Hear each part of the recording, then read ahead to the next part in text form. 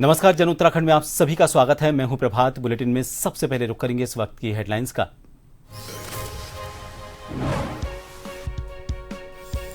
PM Modi का उत्तराखंड का एक दिवसीय दौरा प्रस्तावित। 6 मार्च को हरसिल में जनसभा और मुखबा में करेंगे पूजा अर्चना। मुख्य सचिव रतूड़ी ने वरिष्ठ अधिकारियों की ली बैठक।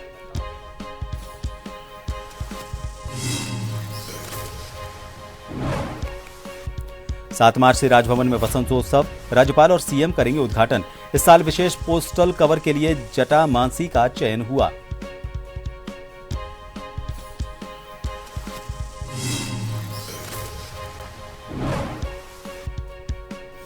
एसडीआरएफ कर्मियों का महाकुंभ से लौटने पर सीएम ने किया अभिनंदन। टीम को सौंपा 5 लाख रुपए का चेक। उत्तराखंड साहित्य गौरव सम्मान और पुस्तक मेले में भी की शिरकत।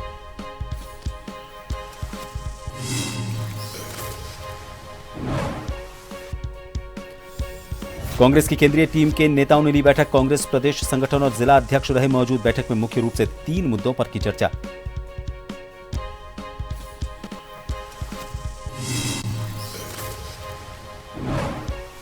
और उत्तराखंड में पहाड़ों में एक बार फिर बदला मौसम का मिजाज। ज्योतिर्मठ के आसपास इलाकों में झमाझम बारिश। औली में 1 फीट की बर्फबारी।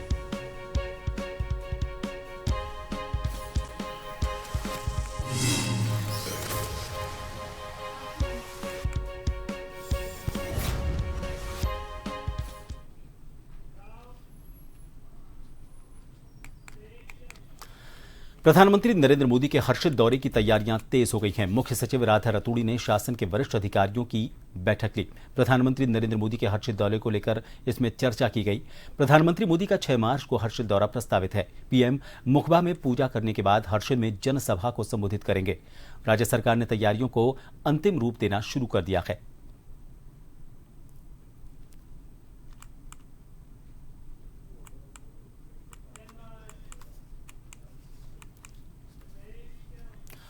पूर्व प्रस्तावित भ्रमण कार्यक्रम में मौसम खराब होने के कारण बदलाव होने के बाद प्रधानमंत्री नरेंद्र मोदी का हर्षिल मुखबा क्षेत्र का भ्रमण कार्यक्रम अब 6 मार्च को प्रस्तावित किया गया है।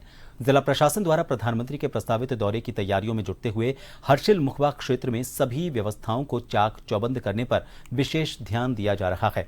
भारतीय जनता पार्टी भी प्रधानमंत्री के स्वागत की तैयारी में जुट गई है। प्रदेश अध्यक्ष महेंद्र भट्ट ने बताया कि प्रधानमंत्री का उत्तराखंड से विशेष लगाव है। उनके आने से शीतकालीन यात्रा को बढ़ावा मिलेगा।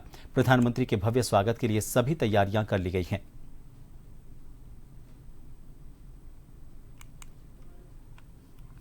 अभी तक का जो टेंटेटिव कार्यक्रम आया वो 6 तारीख का आया है और कल मैं हरसिल पहुंच जाऊंगा और परसों 6 तारीख का प्रधानमंत्री के स्वागत के लिए हम सब कार्यकर्ता तैयार हैं और मौसम ही साथ दे, क्योंकि आज पता लगा कि काफी बर्फबारी वहाँ हुई है, लेकिन मुझे लगता है कल धूप खिलेगी और परसों अच्छा भव्य कार्यक्रम हमारा इस स्थान पर होगा।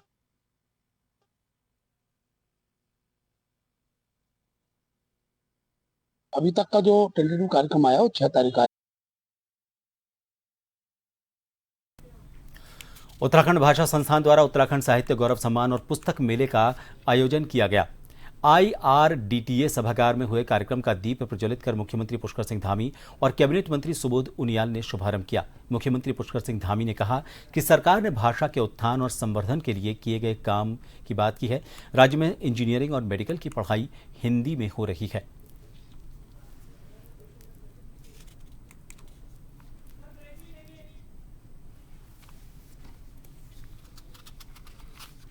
विगत 2-3 वर्षों में जो डिफंग भाषा विभाग था, इसके माध्यम से कैसे जो हमारी क्षेत्रीय भाषा हैं इनको सम्मान दिया जा सके और कैसे वो साहित्यकार जिन्होंने अपनी लेखनी के बल पर आज़ादी से लेकर तमाम क्रांतियाँ लाने का काम किया, इवन उत्तराखंड राज्य के संघर्ष में उनका बहुत बड़ा हाथ था। ऐसे साहित्यकारों को किस तरह उनकी स्मृति को याद रखा जाए, अमरत्व दिया जाए और साथ ही साथ जो वर्तमान में लोग। उत्तराखंड के गढ़वाल से लोकसभा सांसद और भाजपा के राष्ट्रीय मीडिया प्रभारी अनिल बलूनी ने केंद्रीय गृह मंत्री अमित शाह से मुलाकात की। सांसद अनिल बलूनी ने गढ़वाल लोकसभा के सीमांत जनपद चमोली के सीमावर्ती क्षेत्र के विकास से संबंधित योजनाओं के मामले में केंद्रीय गृह मंत्री से बातचीत की। सांसद अनिल बलूनी का कहना है कि सीमांत क्षेत्रों में विकास की योजनाओं और पलायन को रोकने के लिए विस्तृत कार्य योजना बनाकर केंद्रीय गृह मंत्री से बातचीत की गई। सांसद बलूनी का कहना है कि केंद्रीय गृह मंत्री ने आश्वासन दिया कि सीमांत क्षेत्र के विकास के लिए काम किया जाएगा।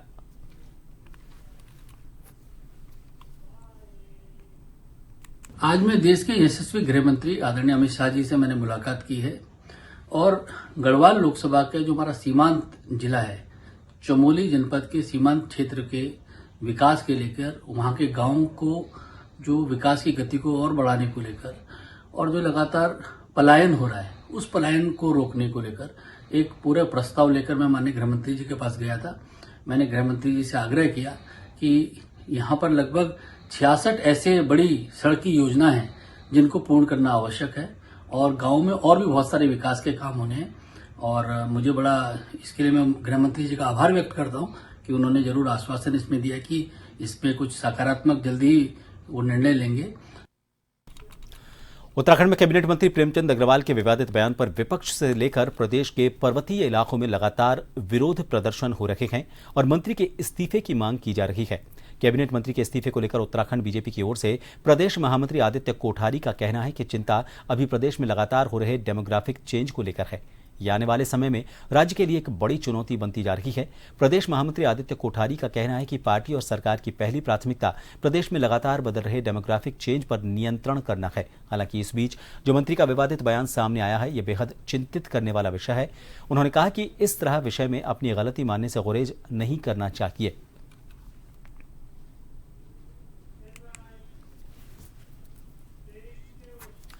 उत्तराखंड बीजेपी में इस समय संगठनात्मक चुनाव चल रहे हैं। मंडल अध्यक्षों की नियुक्ति के बाद जिला अध्यक्षों की नियुक्ति के लिए बैठक संपन्न हो चुकी है। प्रदेश अध्यक्ष महेंद्र भट्ट का कहना है कि उन्होंने रिपोर्ट केंद्रीय पर्यवेक्षक को भेज दी है। इस पर जल्द ही निर्णय लिया जाएगा। उन्होंने कहा कि उत्तराखंड में जल्द ही प्रदेश अध्यक्ष चुनाव के लिए भी तिथि की घोषणा की जाएगी।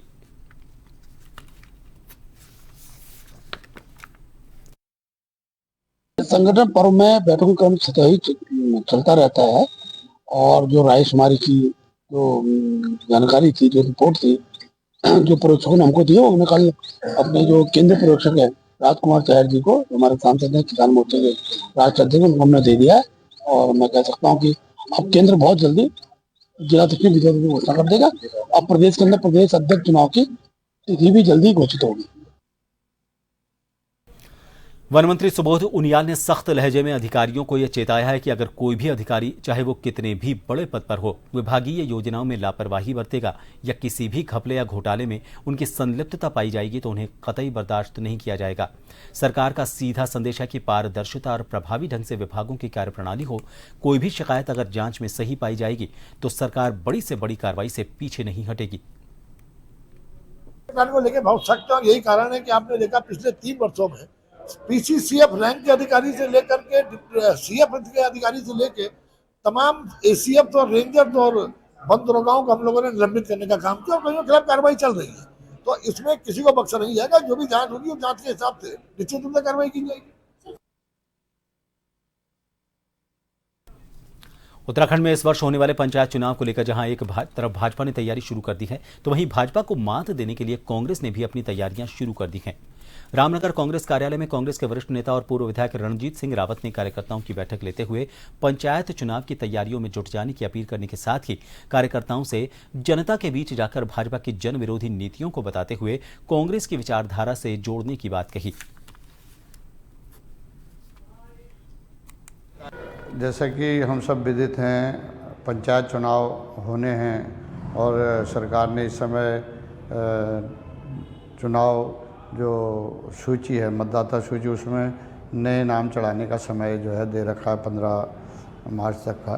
तो उसके लिए हमने बैठक बुलाई है ताकि जिन लोगों के नाम नहीं हैं या जो नए मतदाता बन रहे हैं उनके वोट शामिल किए जा सकें, मतदाता सूची में उनका नाम आ सके और अगर आने वाले पंचायत चुनाव की संगठन पर हम तैयारी कर सकें, उसके लिए विचार विमर्श के लिए जो है बैठक बुलाई गई है। देहरादून में आज कांग्रेस की केंद्रीय टीम के नेताओं ने कांग्रेस प्रदेश संगठन और जिला अध्यक्षों के साथ मैराथन बैठकें की। बैठक में प्रदेश अध्यक्ष करण माहरा समेत तमाम बड़े नेता और जिला अध्यक्ष मौजूद थे। मुख्य तौर पर बैठक में 3 मुद्दों को लेकर चर्चा की गई। पहला मुद्दा वोटर लिस्ट में चुनाव से ठीक पहले बड़ी संख्या में फर्जी वोटरों के नाम जोड़ना था। दूसरा मुद्दा ग्रास रूट पर जाकर कार्यक्रमों के आयोजन का था, ताकि कार्यकर्ता सीधे नेताओं से जुड़ें और उत्साह के साथ काम करें। तीसरा मुद्दा कुटुंब कांग्रेस का था, जिसमें ऐसे पुराने परिवार जिनके यहां कांग्रेस के बड़े नेता आते जाते थे और जो धुर कांग्रेसी थे, उनके घर जाने का सिलसिला दोबारा शुरू होगा। इसके लिए भी अभियान चलेगा।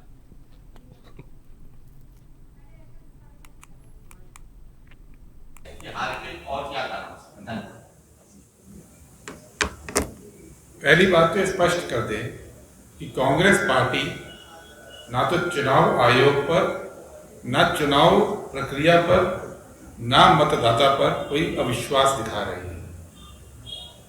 नेता विपक्ष लोकसभा में और कांग्रेस पार्टी के पूर्व अध्यक्ष राहुल गांधी जी ने लोकसभा में इस बात को उठाया और पूरे जोर तरीके से ये उठाया कि हम लोग विधिवत रूप से कई बार चुनाव आयोग के पास गए, प्रतिनिधिमंडल लेकर।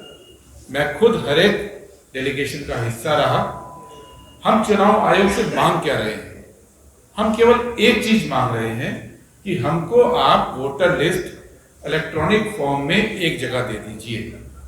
ये इतनी बड़ी डिमांड तो नहीं है जिसको कि ना माना जा सके। लालकुआ क्षेत्र के 1 दर्जन से ज्यादा स्टोन क्रशर संचालकों द्वारा 2 रुपए भाड़ा कम कर देने से नाराज खनन व्यवसायियों ने क्रशरों के खिलाफ जबरदस्त आंदोलन किया है।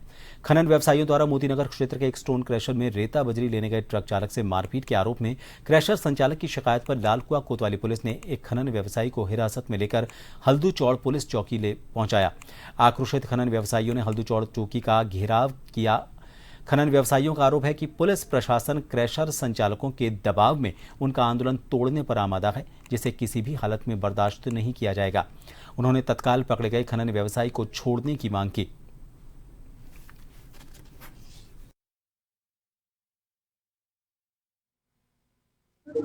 देखिए, ऐसा है, इस समय पर जो स्टोन क्रशर एसोसिएशन है वो सबसे ऊपर है, उनके नीचे अधिकारी है। अधिकारियों की वो जो है, अधिकारी को वो बुलाते हैं। वो जो है, आज मामला क्या था, हमने जो है प्रशासनिक अधिकारियों के कहने पर सेल शुरू करवाई। उतने में एक गाड़ी वाला आया और जो है हमारे वाहन स्वामी को कट मारने लगा गाड़ी से। तो उसके बाद उन्होंने कहा, भैया तू इस तरीके के क्या हरकत कर रहा है? तो उन्होंने जो है उससे बदतमीजी की, तो उसने भी उसके इराद हाथ रख दिए। तो ठीक है, कोई बात नहीं, गलती हो जाती है, हम उसको एक्सेप्ट भी कर रहे हैं। लेकिन स्टोन हिमालय स्टोन क्रशर वाले ने डायरेक्ट एसएसपी महोदय को वीडियो फुटेज दिखा दिया और कहा कि इनकी रिपोर्ट लिखो, और उसके चक्कर में इनको बैठा रखा। आप कहते हैं कि सीओ मैडम आएंगी तब होगा, जबकि वो उसका आप ऐतिहासिक, आप उनका रिकॉर्ड देखिए, उनका इतिहास देखिए उस बंदे का, उसको कभी उसका अपराध में कहीं पर भी नाम नहीं आया है। होता है जब व्यवसाय हमारा बंद हो रहा है और जो है क्रशरों में गाड़ियां चल रही है, तो स्वाभाविक है थोड़ा सा गुस्सा आता है। इस सस्ता गल्ला की दुकानों में ई-पोस मशीन लगाने जा रही है। लोहाघाट में सस्ता गल्ला विक्रेताओं ने कोरोना काल के लंबित बिलों का भुगतान, मानदेय और अन्य मांगे पूरी न होने तक सस्ता गल्ला दुकानों में इन मशीनों को नहीं लगाने का ऐलान करते हुए शोरघाटी सस्ता गल्ला विक्रेता कल्याण समिति जिलाध्यक्ष प्रकाश बोरा के नेतृत्व में खाद्य गोदाम लोहाघाट में जोरदार नारेबाजी करते हुए प्रदर्शन किया। मांग पूरी नहीं होने पर सभी सस्ता गल्ला विक्रेताओं ने सामूहिक इस्तीफा देने की चेतावनी दी।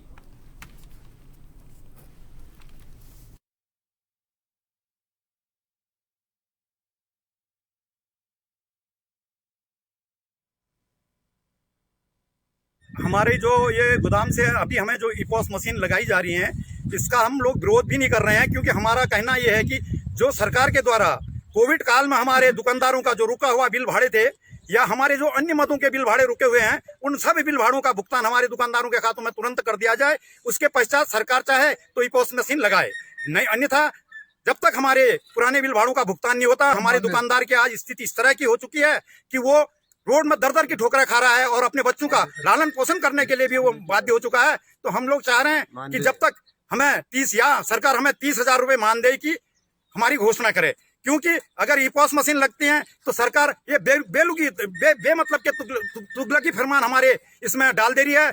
तो हमारे आए दिन हमारे गल्ला विक्रेताओं की आर्थिक स्थिति खराब होती जा रही है। चंपावत जिले के नेपाल सीमा से लगे राजकीय प्राथमिक विद्यालय गुड़मांगल में गुलदार का खतरा लगातार बना हुआ है। सुबह 10 बजे विद्यालय समय पर गुलदार पहुंच गया। गुलदार के इस तरह विद्यालय में लगातार आने से पढ़ने वाले बच्चों और अध्यापकों को बड़ा खतरा पैदा हो गया है। ग्राम प्रधान रीता सिंह ने बताया कि कुछ दिन पहले भी गुलदार विद्यालय में सोया हुआ मिला था। वन विभाग को सूचना देने के बावजूद अधिकारियों के कानों में जू तक नहीं रेंगी। रविवार को भी गुलदार ने गांव के युवक पर हमला करने की कोशिश की थी। कि यहाँ पर मतलब सुबह शेर यहीं बैठ जा रहा है, यहीं बरामदे में बैठ जा रहा है। आवेदन है कि वन विभाग से कि आप लोग हमारी व्यवस्था की जाए बच्चों की, नहीं तो जान माल का खतरा है, फिर जिम्मेदार वन विभाग रहेगा। क्योंकि हमने एक दफे पहले भी न्यूज में दे चुके हैं, तो अभी तक कोई कार्रवाई नहीं हुई है। हमें बहुत खतरा है क्योंकि सुबह निकलने लायक ही नहीं हो रहा है। गार्जियन बैठे हैं सब बच्चों के साथ, जब तक बच्चे। उत्तराखंड एसटीएफ और रुद्रपुर कोतवाली पुलिस ने 25,000 के इनामी अपराधी को हिमाचल प्रदेश के ऊना से गिरफ्तार किया है। इनामी अपराधी गुरदीप उर्फ गुरप्रीत सिंह वर्ष 2020 से फरार चल रहा था।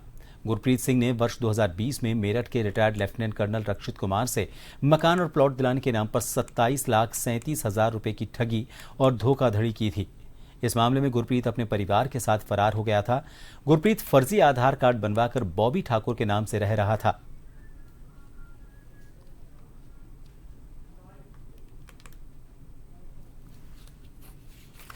पुलिस मुख्यालय स्तर से डीजीपी महोदय द्वारा वर्तमान में इनामी अपराधियों की गिरफ्तारी के लिए अभियान चलाया जा रहा है, जिसके अनुपालन में वरिष्ठ पुलिस अधीक्षक उधम सिंह नगर के नेतृत्व में जनपद में लगातार इनामी अपराधियों पर कार्रवाई चल रही है। कल इसमें उधम सिंह नगर पुलिस को एक बड़ी सफलता प्राप्त हुई है। इसमें हमारी कोतवाली रुद्रपुर की पुलिस और एसटीएफ कुमाऊं यूनिट द्वारा एक संयुक्त टीम में ऑपरेशन किया गया था, जिसमें 5 सालों से फरार एक इनामी को हमने गिरफ्तार किया है। 2020 में कोतवाली रुद्रपुर में एक 420 आईपीसी का मुकदमा दर्ज किया गया था, जिसमें अभियुक्त गुरप्रीत द्वारा प्लॉट खरीदने के नाम पर, बेचने के नाम पर पैसों की धोखाधड़ी की गई थी। ये आरोपी 5 साल से फरार था। हमारी टीम के द्वारा संयुक्त इसमें एक्शन लिया गया एसटीएफ कुमाऊं यूनिट के द्वारा, और इसको थाना सदर हिमाचल प्रदेश से गिरफ्तार किया गया है। खबर लोहाघाट से है। यहां पर एक घायल व्यक्ति खून से लथपथ स्टेशन बाजार में पड़ा हुआ था। जब काफी देर तक किसी ने उसकी कोई सुध नहीं ली तो डूंगरी फरत्याल के ग्राम प्रधान प्रशासक राजू फरत्याल और अन्य युवा मौके पर पहुंचे और 112 में कॉल किया। काफी देर बाद पुलिस मौके पर पहुंची तो पुलिसकर्मियों ने घायल व्यक्ति की मदद करने के बजाय उल्टा उनके साथ अभद्रता की। इसके बाद उनके द्वारा वाहन बुलाकर घायल को लोहाघाट उप जिला चिकित्सालय भेजा गया। वहीं पुलिसकर्मियों ने कहा कि सूचना पर वो मौके पर पहुंचे और घायल को उपचार के लिए अस्पताल पहुंचाया गया। उनके द्वारा किसी भी प्रकार की अभद्रता नहीं की गई। इधर पुलिस ने सरकारी काम में बाधा डालने और अभद्रता करने पर थाने में तहरीर दी है।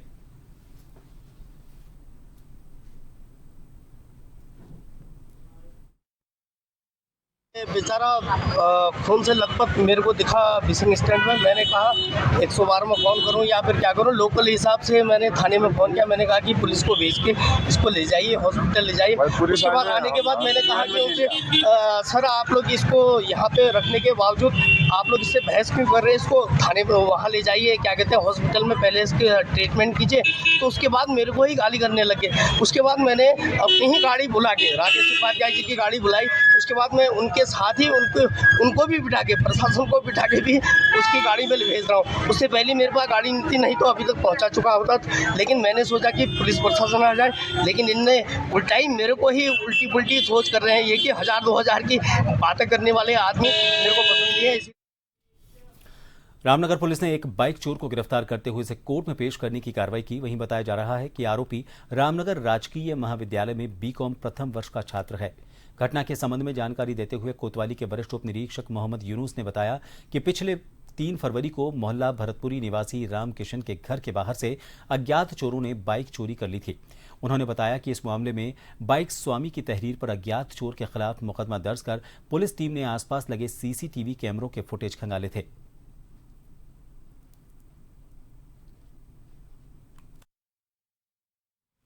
ये 3 फरवरी 2025 में एक भरतपुरी से एक मोटरसाइकिल चोरी हुई थी, जिस संबंध में थाना हाजा पर मुकदमा पंजीकृत किया गया था। कल गर्जिया चौकी प्रभारी राजवीर सिंह द्वारा उक्त मोटरसाइकिल को एक चोर के कब्जे से बरामद किया है। उसका नाम रोहित रावत निवासी भिकिया। बुलेटिन में चलते चलते एक बार फिर रुक करेंगे हेडलाइंस का।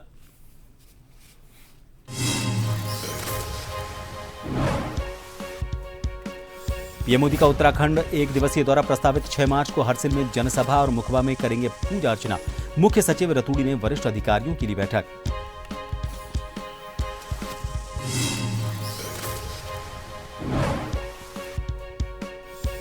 सात मार्च से राजभवन में वसंतोत्सव, राज्यपाल और सीएम करेंगे उद्घाटन। इस साल विशेष पोस्टल कवर के लिए जटामासी का हुआ चयन।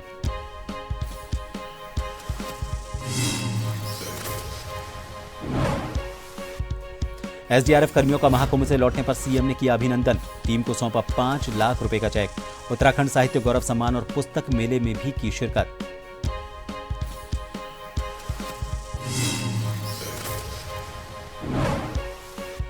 कांग्रेस की केंद्रीय टीम के नेताओं ने ली बैठक। कांग्रेस प्रदेश संगठन और जिलाध्यक्ष रहे मौजूद। बैठक में मुख्य रूप से 3